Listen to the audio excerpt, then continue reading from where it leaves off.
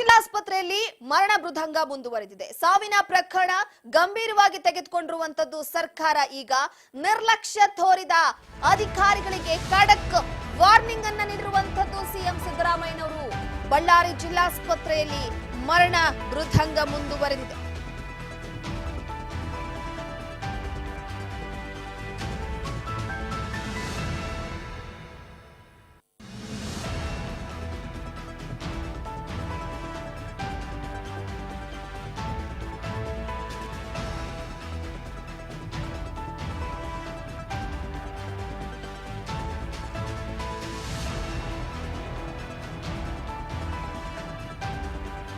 ನನ್ನ ಸರ್ಕಾರದಲ್ಲಿ ಇಂಥದಕ್ಕೆಲ್ಲ ಅವಕಾಶ ಇಲ್ಲ ಅಂತ ಸಿಎಂ ಹೇಳಿದ್ದಾರೆ. ತಪ್ಪಿತಸ್ಥರ ವಿರುದ್ಧ ಮುಲಾಜಿಲ್ಲದೆ ಕ್ರಮ ಕೈಗೊಳ್ಳುವುದಕ್ಕೆ ಸೂಚನೆ ಕೊಟ್ಟಿದ್ದಾರೆ. ಈಗಾಗಲೇ ಸಭೆ ನಡೆಸಿ ಡ್ರಗ್ಸ್ ಕಂಟ್ರೋಲರ್ಗೆ ಅಮಾನತು ಮಾಡುವ ವಿಚಾರಕ್ಕೆ ಸಂಬಂಧಪಟ್ಟಂತೆ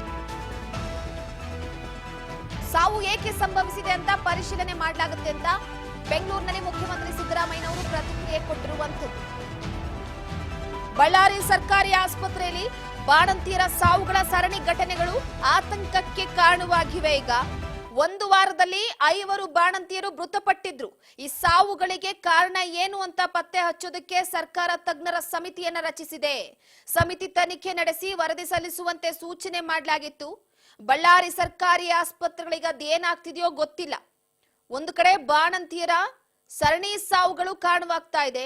ಒಂದು ವಾರದ ಅಂತರದಲ್ಲಷ್ಟೇ ಜಿಲ್ಲಾಸ್ಪತ್ರೆಯಲ್ಲಿ 5 ಬಾಣಂತಿಯರು ಸರಣಿ ಸಾವನ್ನಪ್ಪಿದ್ದಾರೆ. ಹೀಗಾಗಿ ಈ ಸಾವುಗಳಿಗೆ ಏನ್ ಕಾರಣ ಅನ್ನುವಂಥದ್ದು ಒಂದು ಕಡೆ ತಜ್ಞರ ಸಮಿತಿಯಿಂದ ಗೊತ್ತಾಗಬೇಕಾಗಿದೆ.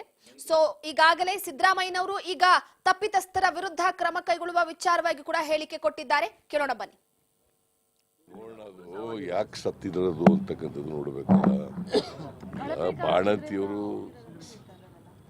ಅನೇಕ ಕಡೆಗಳಲ್ಲಿ ಸಾಯ್ತಾರೆ. ಇದು 5ನೇ ಸಾವು ಗೊತ್ತಯ್ಯ ನನಗೆ. ಮೀಟಿಂಗ್ ಮಾಡಿದ್ದೀನಿ. ಡ್ರಗ್ಸ್ ಕಂಟ್ರೋಲರ್ನ ಸಸ್ಪೆಂಡ್ ಮಾಡಿದ್ದೀವಿ, ನೋಟಿಸು ಕೊಟ್ಟಿದ್ದೀವಿ, ಎಲ್ಲ ಮಾಡಿದ್ದೀವಿ. ಇದನ್ನು ಕೂಡ ವಿಚಾರ ಮಾಡ್ತೀನಿ ನಾನು. ಅದು ನಮ್ಮ ಔಷಧಿಯಿಂದ ಮಾಡಿದ್ಯಾ ಅಥವಾ ಡಾಕ್ಟ್ರಿಂದ ಆಪರೇಷನ್ ಮಾಡೋದ್ರಿಂದ ಸತ್ತಿದ್ದಾರ, ಇನ್ಯಾವುದೇ ಕಾರಣದಿಂದ ಸತ್ತಿದಾರ ಅಂತ ನೋಡ್ತೀನಿ. ನಾನು ಇನ್ನೂ ನೋಡಿಲ್ಲ. ನೋಡೋದು ಯಾಕೆ ಸತ್ತಿದ್ರದು ಅಂತಕ್ಕಂಥದ್ದು ನೋಡ್ಬೇಕಲ್ಲ. ಬಾಣಂತಿಯವರು ಅನೇಕ ಕಡೆಗಳಲ್ಲಿ ಸಾಯ್ತಾರೆ. ಇದು 5ನೇ ಸಾವು ಗೊತ್ತಯ್ಯ ನನಗೆ. ಮೀಟಿಂಗ್ ಮಾಡಿದ್ದೀನಿ. ಡ್ರಗ್ಸ್ ಕಂಟ್ರೋಲರ್ನ ಸಸ್ಪೆಂಡ್ ಮಾಡಿದ್ದೀವಿ, ನೋಟಿಸು ಕೊಟ್ಟಿದ್ದೀವಿ, ಎಲ್ಲ ಮಾಡಿದ್ದೀವಿ. ಇದನ್ನು ಕೂಡ ವಿಚಾರ ಮಾಡ್ತೀನಿ ನಾನು. ಅದು ನಮ್ಮ ಔಷಧಿಯಿಂದ ಮಾಡಿದ್ಯಾ ಅಥವಾ ಡಾಕ್ಟ್ರಿಂದ. ಗಡಿನಾಡು ಬಳ್ಳಾರಿಯ ಜಿಲ್ಲಾ ಆಸ್ಪತ್ರೆ ಅಂದ್ರೆ ಒಂದು ಸಮಯದಲ್ಲಿ ಖಾಸಗಿ ಆಸ್ಪತ್ರೆಗಳು ಕೂಡ ಸೆಡ್ಡು ಹೊಡೆಯೋ ರೀತಿ ಇದ್ದಂತಹ ಜಿಲ್ಲಾಸ್ಪತ್ರೆ. ಆದ್ರೆ ಯಾಕೋ ಏನೋ ಇತ್ತೀಚೆಗೆ ಈ ಘಟನೆಗಳನ್ನ ನೋಡ್ತಾ ಇದ್ರೆ ಭಯ ಪಡುವಂತ ವಾತಾವರಣ ನಿರ್ಮಾಣವಾಗಿದೆ. ಒಂದೇ ವಾರದಲ್ಲಿ 5 ಜನ ಬಾಣಂತಿಯರ ಸಾವು ಅಂದ್ರೆ ನಿಜವಾಗ್ಲೂ ಕೂಡ ಈ ಪ್ರಕರಣವನ್ನ ಬಹಳ ಗಂಭೀರವಾಗಿ ಪರಿಗಣಿಸಬೇಕಾಗತ್ತೆ. ಒಂದು ವಾರದ ಅಂತರದಲ್ಲಿ ಇದ್ದಕ್ಕಿದ್ದ ಹಾಗೆ ಘಟನೆಗಳು ಮಾಸುವ ಮುನ್ನವೇ ಬಾಣಂತಿಯರ ಸಾವುಗಳು ಅಂತಂದ್ರೆ ಸೊ ಎಲ್ಲೋ ಒಂದು ಕಡೆ ಇದ್ರ ಬಗ್ಗೆ ಅಧಿಕಾರಿಗಳನ್ನ ತರಾಟೆಗೆ ತೆಗೆದುಕೊಳ್ಳೇಬೇಕಾಗತ್ತೆ. ಅದರ ಜೊತೆಗೆ ಈಗಾಗಲೇ ಸಿದ್ದರಾಮಯ್ಯನವರು ಕೂಡ ಹೇಳಿಕೆ ಕೊಟ್ರು.